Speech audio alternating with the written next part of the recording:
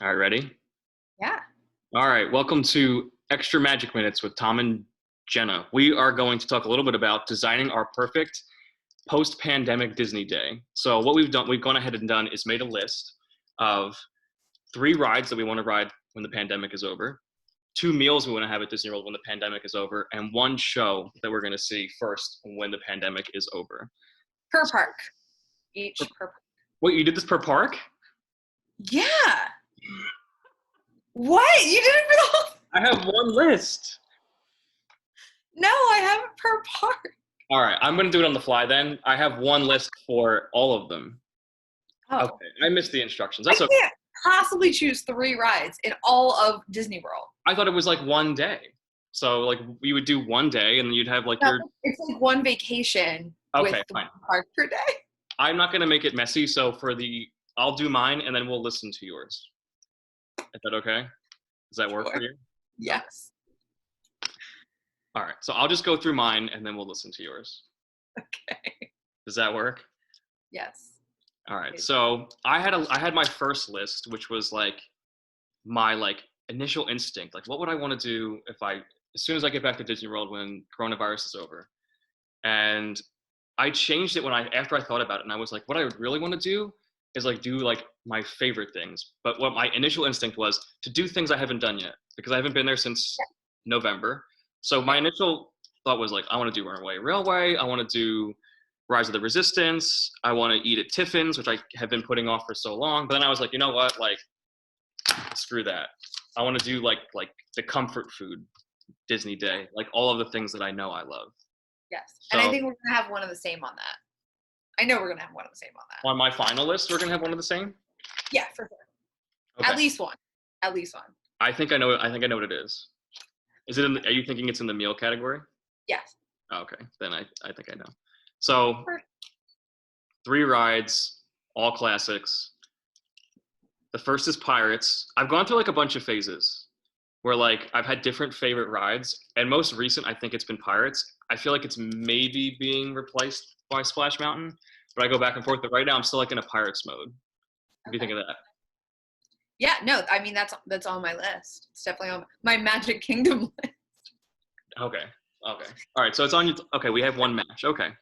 Yes, so definitely Pirates. I feel like when you go back to Disney World, if you want to get back into a Disney World mood, that's a great choice. That was kind of the vibe of my list. How do you get back into it?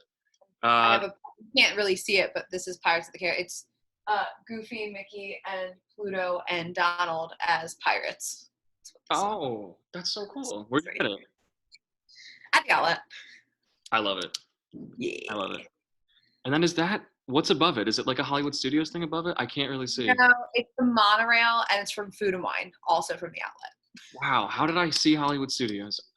There's palm trees in the shape of a hidden Mickey. Yeah, and maybe that was the Earful Tower. That's what I thought. Okay, all right. So my second one is the Haunted Mansion, obviously. Yes, for sure. Also on my list.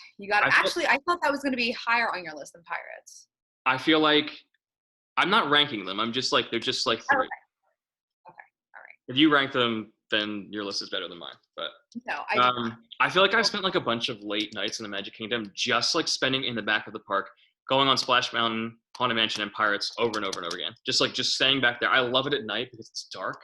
It's almost it feels it's almost negligent because it's so when you walk back towards Pirates, it's really dark. And I feel lucky that I can see. But if I was an older person, I'd be afraid of tripping. But while it's dark, I appreciate it because I feel so immersed in the moment because it's not artificially bright, you know? Yeah, I definitely agree. And I don't know if I don't know what your favorite land in Magic Kingdom is, but my favorite land is Liberty Square. So that even not going on a ride in Liberty Square, I just feel good back there. Liberty Square, really? Yeah. That comes why Liberty Square? I love just that. I love history and I love that specific era of history. I love Hall of Presidents. Don't even get me started on them canceling the Muppets Great Moments in History. Oh, I love that show. And I love the ground, how they have the river of you know, fecal matter. Do you Yeah, know that? You know that, right? yeah. I was like, not like sounding like an idiot. You want to Yeah. explain that if people don't know? Some people probably Oh, don't. yeah. So back in the old days of America, people just kind of used to throw their waste out of their windows, and so there was like a river of waste going down your street. And if you look at the ground when you're in Liberty Square, it's all red, and then there's like a brown river going through it. And I love it. It's so strange if they thought to include that, but it is so I amazing. know. I like when they take risks. I think that's definitely one of them. You know, Yeah. they were And talking also you before. get turkey legs there, like turkey legs at the. That's true. People were saying there should be a National Treasure ride in Liberty Square because National Treasure is a Disney movie. Are Yeah. you pro or against that? I love National Treasure, so I should be pro it. I just don't put anything else in Liberty Square. You know, I want a very elite place. Hall of Presidents is really good. I have to like drag people in there because it doesn't Yeah. sound as good as it is. If you No. don't know anything about it, it sounds miserable. And I'm not like I don't really love history, but I do love history when I'm there. Like it succeeds at its goal of making me care more Yes. than I do. I cry at certain parts every time, every single time. Yeah, and they've updated it. Like I feel like the film is relatively fresh recently, and it's awesome. It's really good. I think wasn't Morgan Freeman the narrator at one point? I don't know if he still is, but whatever it is, I saw it in November, and it was awesome. Yes. Now the third one on my list is obviously Splash Mountain. Splash Mountain was like always like near the very top of my all-time favorite attractions anywhere. I don't know what it is about it. One of the people on Diz Unplugged says that it's like, I forget how she describes it, but she says it's like the first ride you should take someone to if they've never been to Disney World and you want to like show them what it's like. It has like every element. Yeah, it has a thrill ride, dark ride, classic storytelling, but the thrill of it's wonderful. It's great. Those actually were my top three. No way. Same list for Magic Kingdom? Yeah. All right. Well, I'm looking forward to hearing your other lists and this one as well. But that's definitely my list because that's like actually what I've done in the past is kind of just hung out in the back of Magic Kingdom and enjoyed those three rides. So those are my rides for my first post-pandemic day at Disney. Especially my favorite of riding those was during the Halloween party when a lot of people were either watching the parade or the fireworks. If you go back there, it was like a ghost town. And this was also in the beginning of September, so obviously when it gets more and more people going to the party in October, but beginning of September, just hanging out back in the Adventureland, Frontierland, Liberty Square area, it was the best. I love like the extra like life it takes on at night, especially coming down Splash Mountain at night and you see the castle all lit up. Perfection. So I have two meals, and I think you know one of them. I definitely know one of them. One of them is obvious. The other one is like totally becoming a fan favorite. I feel like the first one used to be, I don't want to say empty, but I would find myself in there sometimes for lunch empty in Magic Kingdom. This is basically a Magic Kingdom list so far. Not at the end, it's going to change. My first meal choice would be Columbia Harbor House for lunch, of course, sitting on the second floor, up like looking at the river.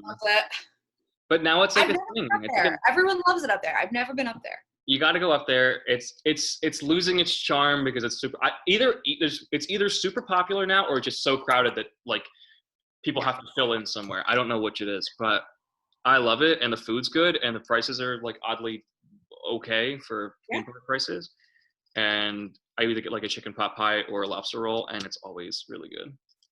So that's my first meal. That's my in-park meal. And then, of course, my out-of-park resort meal is Ohana. We're going to have the same one. Yep, we have the same one. You got to do it.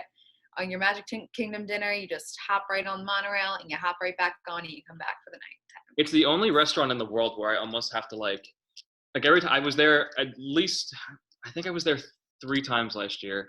I have to, like, pinch myself every time I'm there, like, remind myself, okay, like appreciate every second because it's my favorite place to eat anywhere.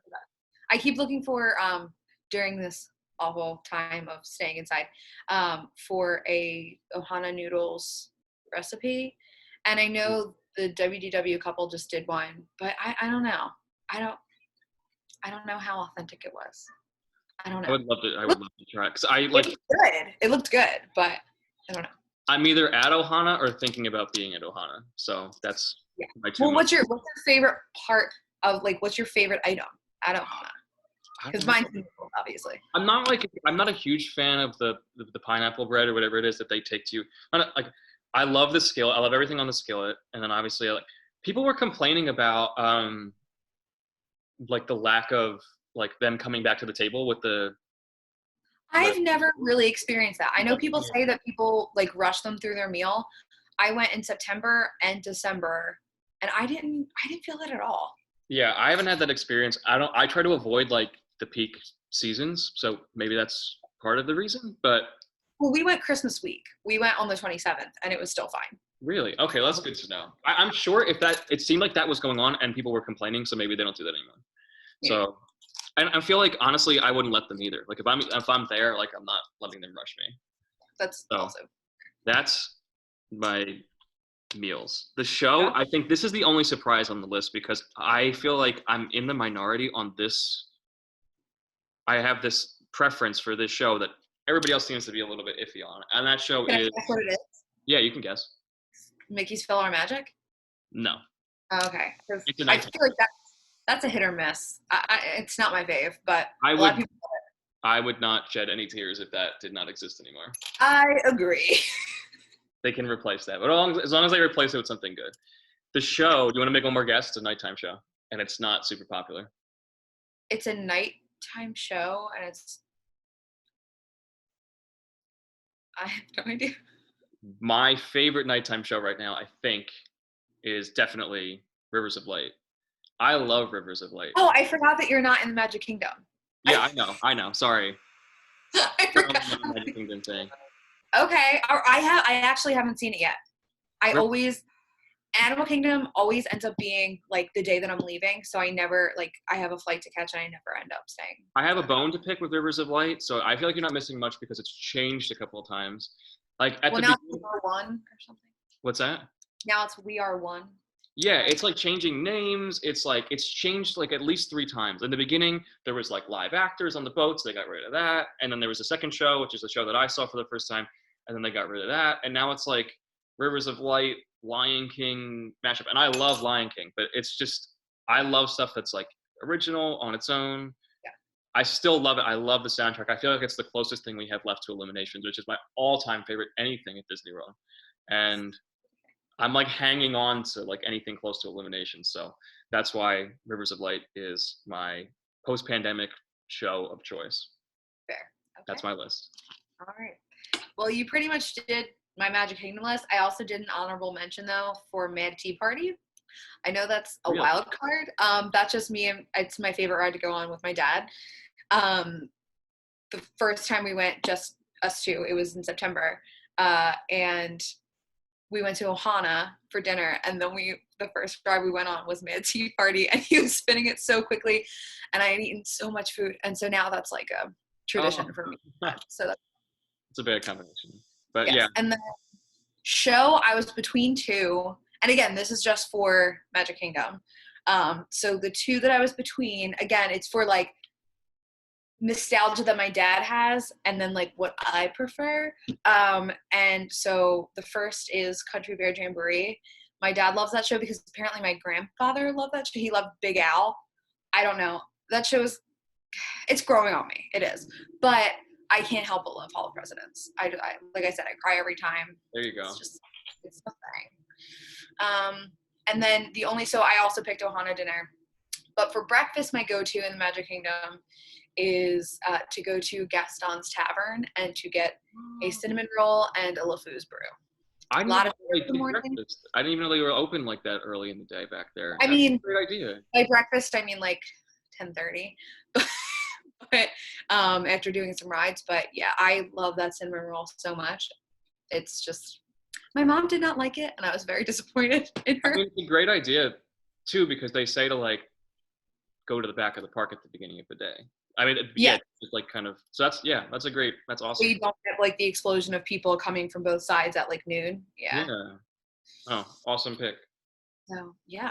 All right. So Epcot, obviously, did you pick anything at Epcot? No. No, I'm just gonna, chat with you about yours. I think That's fair. That's fair. Okay. So Epcot, I gotta say, the rides are a little scarce in Epcot right now. I'm excited for Ratatouille. I'm excited for Guardians of the Galaxy, but right now,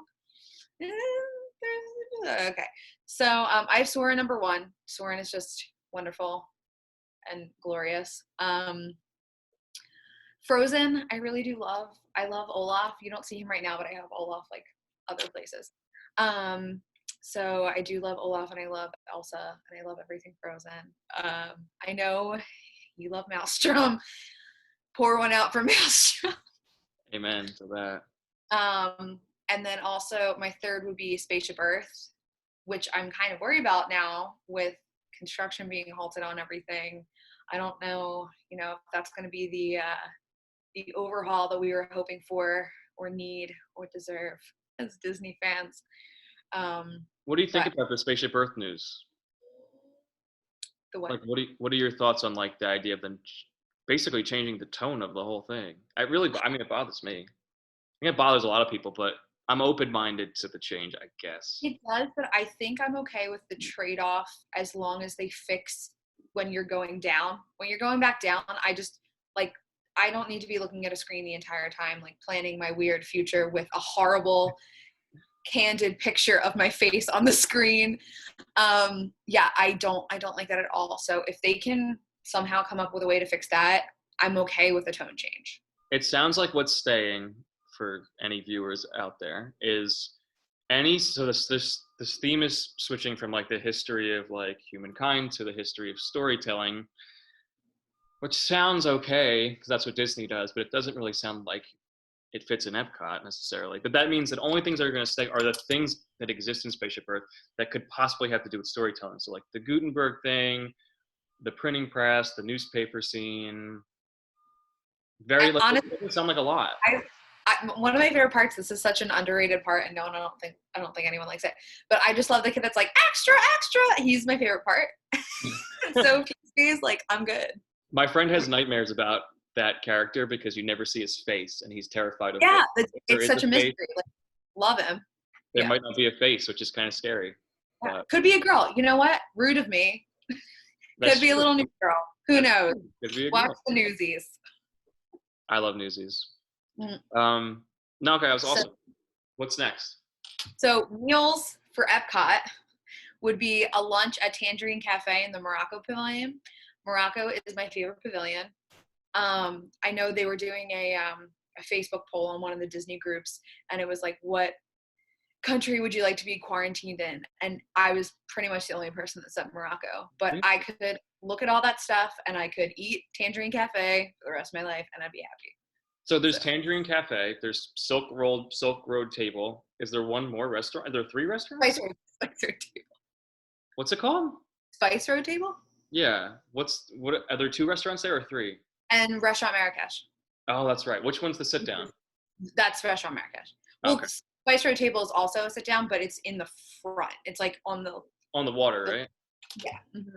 I don't think I've been. I don't know if I think I've been to Tangerine. I've been to one of them, the inside sit down, the inside takeout one, or the counter service one, and it was a long time ago. But there's like a whole group of people that are like obsessed with the Morocco food. Love it. You're one of them. So good. It's like this big of a plate, and it's like $15, and it has like hummus and pita and chicken, and it's amazing. It's wonderful. My mom was always like, "Oh, I'm gonna go to Morocco and get hummus." And I'm like, "Do you know like everything else that's around here?" But like, Godspeed, I guess. Wonderful. Yeah. And then at night, this is somewhere I've never tried, but I really want to. I would head over to the boardwalk for flying fish. I've never been there, but I really want to try the pork belly because pork belly is my jam. And yeah, so that is what I would do on my Epcot day. Oh, and the show American Adventure. I know people have like issues with it, but I still get not as much of the America nostalgia kind of thing that I get from Hall of Presidents, but still pretty good. And I think after this whole thing, I need some like pump up for America time. I have to revisit them both, but when I was there at the end of last year, I had 2 trips near the end of last year, and the vibe I got was that I felt like Hall of Presidents was a little bit more fair, And American Adventure is definitely like over the Yeah. top patriotic and like a little whitewashy of some Oh, things. 100%. But yeah, do I think it needs a change? Sure. Do I still love it? Absolutely. That being said, it's so underrated for everything that it does. Like all of the moving things, all the like they come out of the stage and they're like huge, like the Statue of Liberty thing. Where it's just there's so many things. I don't know how they fit all of that. I would love to see like how that all works behind the scenes. Like where does it all fit? Like that's my big question. I'm like, where's it fitting? Also, Voices of Liberty, when you're like waiting for American Adventure to start, prime.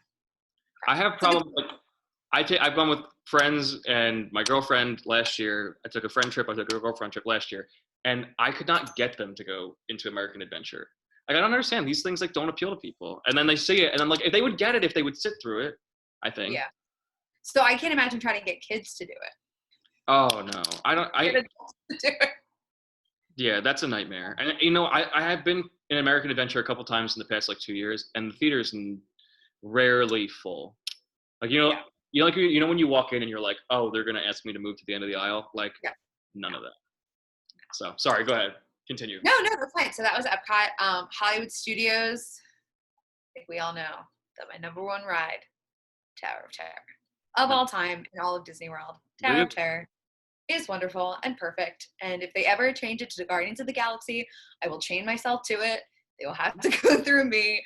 Yes, it is wonderful and perfect. Secondly, did you get to go on Rise of the Resistance yet? No. Have you? I have. Oh, how was my it? December trip. It was wonderful, honestly. At the very end, like when you get off the ride, a cast member was like staring at me because a Macaulay Culkin at the end. I was still like this. It was really, really great. Yeah. Well, I think you don't want spoilers, so I'll. All right, you can talk about it because I did the stupid thing and I've seen the video, and I probably watched it like 10 times. So you can talk about it. I think the best part is when you first walk in and see all the stormtroopers. That was my favorite part, and you're not even on the ride yet. That was my favorite part.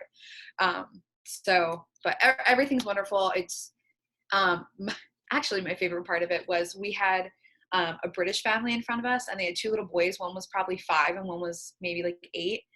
And I think he was kind of scared by the stormtroopers, the 5-year-old. And so he was going along with whatever they were doing. So he was like standing up really straight and he had his hands by his sides and was looking straight ahead. And his brother was like tapping him and he was like, stop it. I don't want to get in trouble. Like it was adorable and I loved every second of it. So I think that kid really thought that they were stormtrooper. It was great and it was wonderful and it was really immersive. So love that one. About it, one of the things that I've like so glad they're finally doing, my friend and I have been talking about this for years, was like starting the experience like from the second you get into the line. Yeah.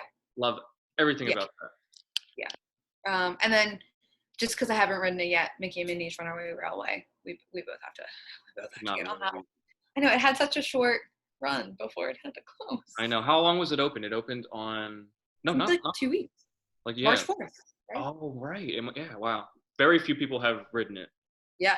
So, and then meals in Hollywood Studios, definitely for lunch, getting a Ronto wrap and getting some blue milk and then just chilling in Galaxy's Edge. That blue milk, I tweeted at Disney and I was like, during this difficult time, what the people really need, blue milk, the recipe for blue milk. I need it. That's all I'm craving.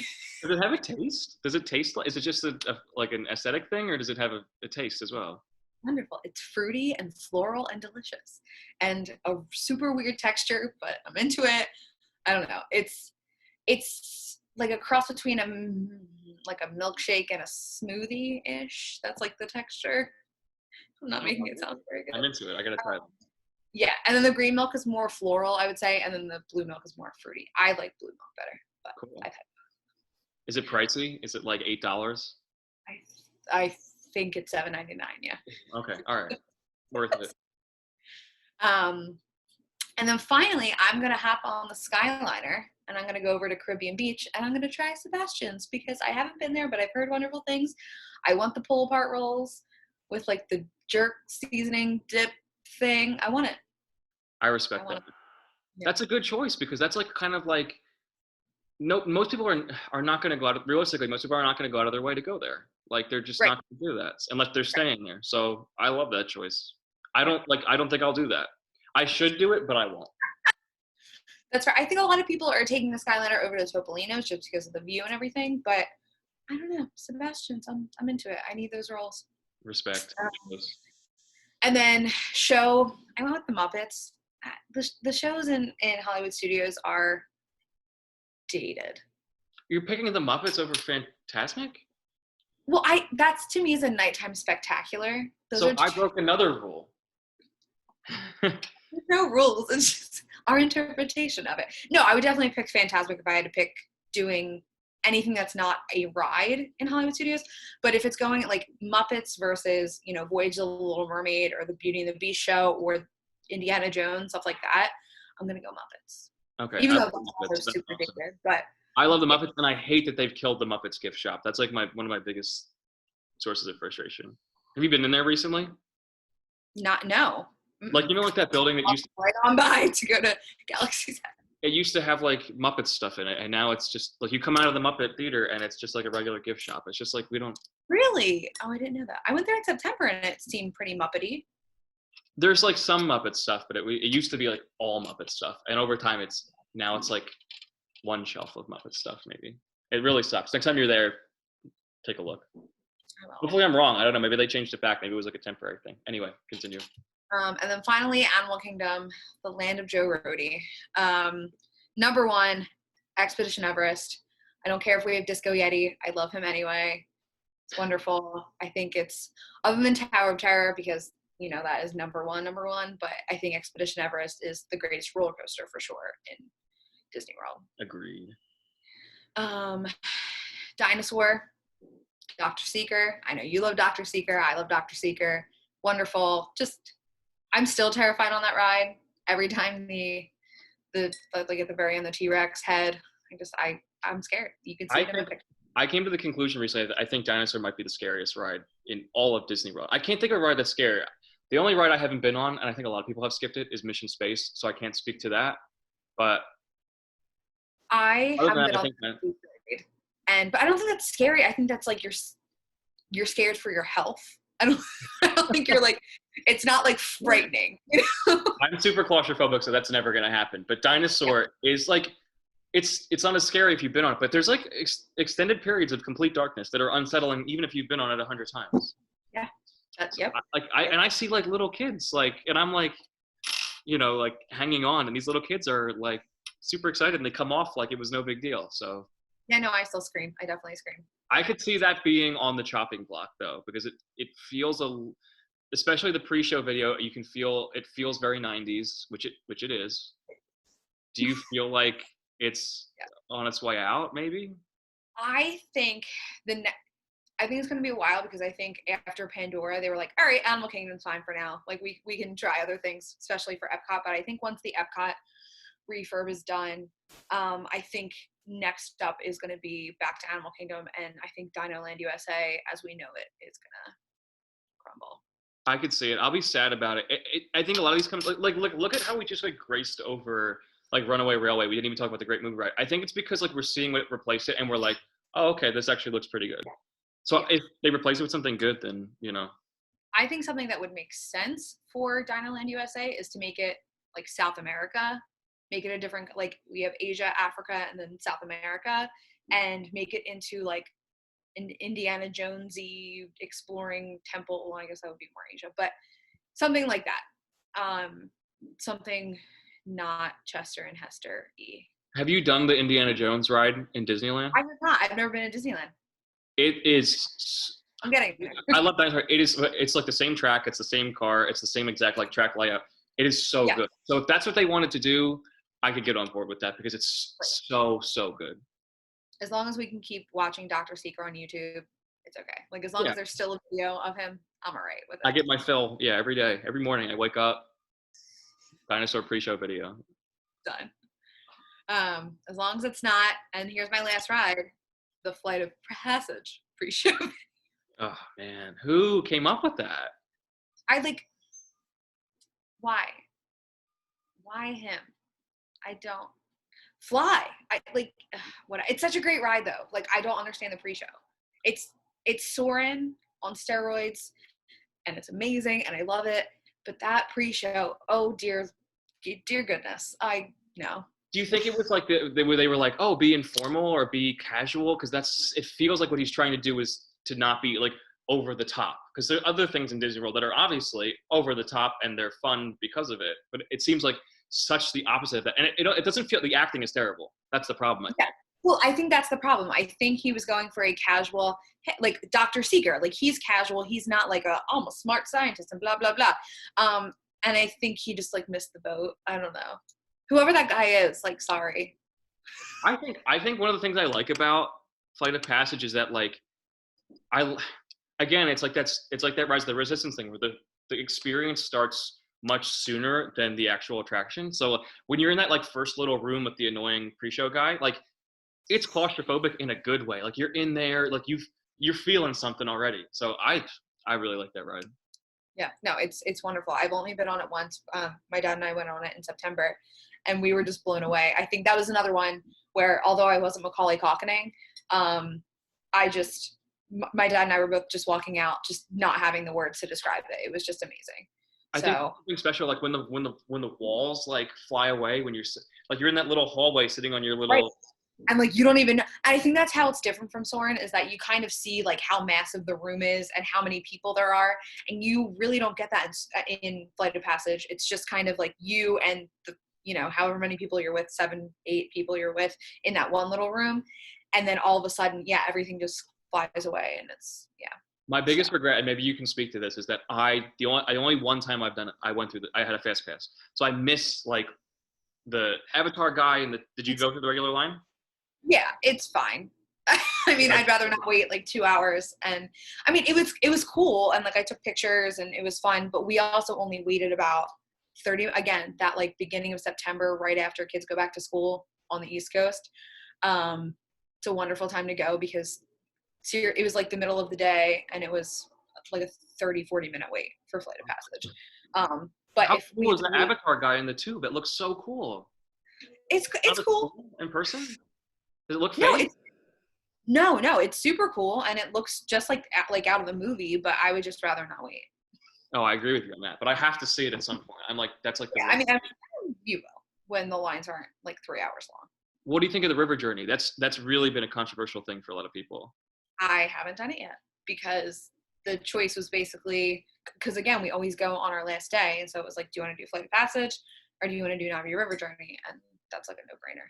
I feel like the river journey is like so close to being something special. It's just too short. Like it's like remarkable how like peaceful I feel when I'm riding it. It definitely has like this, it's like encouraging you basically to almost meditate. It's like beautiful in that sense. But by the time I'm like relaxed, it's over. It's like 4 minutes. So if it was like 6 minutes, it would be like one of my favorite rides. It's just too short and the line is too long. Yeah, we're used to boat rides in Disney being super long. Well, not super long, but like 12 to 15 minutes long. And so when that comes around, it's like, oh, that was very short. But I mean, from the video, like the ride through videos I've seen, the ceiling is beautiful. Everything is beautiful. And there was like such attention to detail, obviously from Imagineering. And just if it was a little bit longer, I think. I just can't wait to spend more time in Pandora. It's so beautiful. For people that haven't gone, they have to go. It's just standing, like walking in is just like, that's part of it. Just walking in and like looking at stuff. Yeah. Amazing. Well, staying there, I would have lunch at Satuli Canteen. Nice. I want a cheeseburger pod and a night blossom, and yeah. And then for dinner that day, I would go to everyone's favorite bread service, Sanaa. You gotta go to Sanaa. You're in Animal Kingdom, just take a bus on over to Kidani and have some bread service and have your day be wonderful. And yep, that's that. Wonderful. That's another thing. It's like blue milk and Sanaa bread service. Like those are the two things I'm missing right now. Those are these things. You have to go to Hollywood Studios, get the blue milk, and take it with you. And yes, and just Sanaa meal. I love Sanaa. Oh. Yes. It's a special restaurant, and I just went there for the first time last year, and I should not have waited so long. But last year, I was there like 5 times. So if that's any indicator. Yes, wonderful. I also love the the candy bar dessert. It's wonderful. It's literally like a candy bar, but it's amazing and better and wonderful. Oh, I'm gonna have to try that next time. Yeah, super good. It's like the marketplace candy bar or the trading candy, something like that. Yeah, you gotta have it. It's so good. That's awesome. My Sanaa tip is I stayed there in September, and at night Sanaa's like a lounge kind of, and they have the same exact bread service thing that you can get during dinner, and they serve it like after hours with drinks. They also have super good coffee there. It's like a French press something. It was better than like any coffee on Disney property, in my yes. Cool. You're getting like the candy bar plus me and my dad like had coffee, and it was wonderful. And one of the things about Sanaa people don't know, I think this is right, is that I don't think you can do this at Boma. It's the only place that faces the savannah. The windows are kind of a weird shape, but you can actually see the animals from there during the day. So if you go for like a late lunch, I feel like is the best thing to do, because by dinner, like a lot of dinner, it's dark and you really can't see out the windows. So I think it might be the most underrated restaurant in Disney World. It's like it's got its own thing going for it that's just so amazing. Yep, love it. Is that it? Yeah, I mean the show was Festival of the Lion King, but I also love Finding Nemo the musical. I think Animal Kingdom. I think Hollywood Studios should have the best shows, but Animal Kingdom does, and I don't know why that is. Festival of the Lion King has been going since the park opened, and it's so good. It's always been so good. Yeah. It's like a testament to Lion King. Yep. It's great. So, good job, Animal Kingdom, for being great at shows. Have we done all the lists now? Yeah, that was my list. All right. Sorry, that was miscommunicated. No, that's all right. We'll be more organized for the next show. It's my fault. My bad. I think I got the evening show thing wrong too, but I think we're getting close to our 40-minute mark here. Surprisingly. Great, yeah. So that was the first episode of Extra Magic Minutes, and we'll be back soon with more Disney lists and countdowns and videos. Yay! Quarantine. Bye. Bye.